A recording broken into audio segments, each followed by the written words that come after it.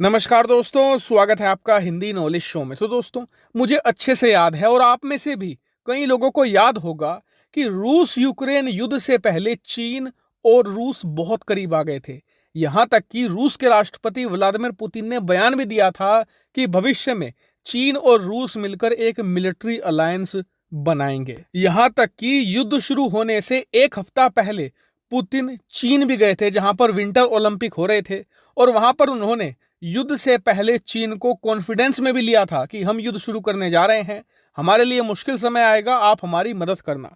लेकिन अब युद्ध को 2 से भी ज्यादा महीने हो चुके हैं और शायद अब तक रूसी राष्ट्रपति पुतिन और रूसी सरकार को यह बात अच्छे से समझ में आ गई होगी कि ऐसा कोई सगा नहीं जिसे चीन ने ठगा नहीं, क्योंकि चीन किसी का सगा होता ही नहीं है। क्योंकि चीन का इतिहास ही ऐसा है। चीन ने पहले हिंदी चीनी भाई भाई करके भारत की पीठ में छुरा घोंपा, उसके बाद वियतनाम को कम्युनिस्ट भाई कहकर उसके साथ भी युद्ध लड़ लिया। इतना ही नहीं, अब रूसी चीनी भाई कर करके अब रूस को भी धोखा दे रहा है। एक नहीं, दो दो ऐसे 440 वोट के झटके चीन रूस को दे चुका है, जिसने रूस को हिला दिया है।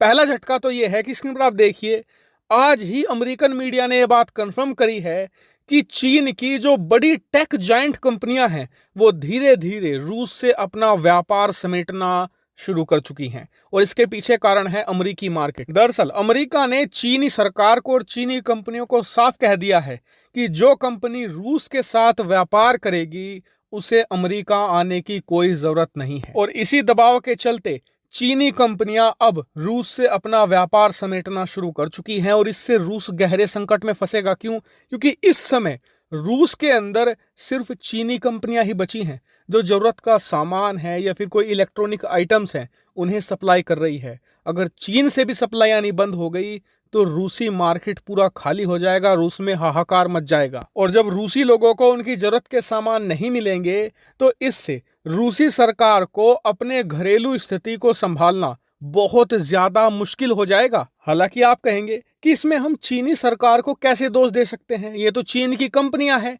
और प्राइवेट कंपनियां हैं, इनका ज्यादा फायदा होता है अमेरिकन मार्केट से, तो इसलिए तो अपना फायदा देख रही हैं, इसमें चीनी सरकार की क्या गलती। तो आपकी जानकारी के लिए बता दूं कि चीन के अंदर ऐसी कोई भी कंपनी नहीं है जहां के बोर्ड ऑफ डायरेक्टर में आपको चीनी कम्युनिस्ट पार्टी का व्यक्ति नहीं मिलेगा, हो ही नहीं सकता। और चीन की चाहे छोटी कंपनी हो या बहुत बड़ी कंपनी हो, कोई भी वो फैसला लेते हैं तो उसकी अप्रूवल उन्हें अपने रीजनल कम्युनिस्ट पार्टी के ऑफिस से लेनी ही पड़ती है। ऐसे में बिना चीनी सरकार की अनुमति से ये इतना ज्यादा बड़ा फैसला ले ही नहीं सकते थे। और इसीलिए आप पूरे मामले को ऐसे देखकर चलिए कि चीनी सरकार अमेरिका के सामने झुकी है लिटरली। लेकिन चीन अगर यहीं पर रुक जाता तो कोई बात नहीं थी, चीन तो इससे भी आगे बढ़ा है। दरअसल आप स्क्रीन पर देखिए, बताया जा रहा है कि चीन रूस और रूसी हथियारों की जो परफॉर्मेंस रही है यूक्रेन के अंदर, उसे देखते हुए अपनी मिलिट्री स्ट्रैटेजी को अब दोबारा फिर से रिविजिट कर रहा है और उसका रीअसेसमेंट भी कर रहा है। और चीन को तो सीरियसली करना भी चाहिए। क्यों? क्योंकि चीनी सेना में आज की तारीख में कौन से हथियार हैं? या तो मिलेंगे आपको वो चीनी हथियार या मिलेंगे रूसी हथियार। लेकिन अब सवाल ये उठता है कि चीन की जो अर्थव्यवस्था है ना, रूस के मुकाबले 13 गुना बड़ी है, पैसे की कोई कमी नहीं, करीबन $3 ट्रिलियन के तो कैश पड़े हैं उनके पास, इसका इस्तेमाल करके वो एडवांस हथियार तैयार कर सकते हैं। तो फिर वो रूसी हथियार क्यों खरीदते हैं? तो इसके पीछे कारण ये है कि पिछले 10 साल से इन्होंने कोशिश तो बहुत की है, लेकिन खुद के ढंग के हथियार ये तैयार कर ही नहीं सके हैं।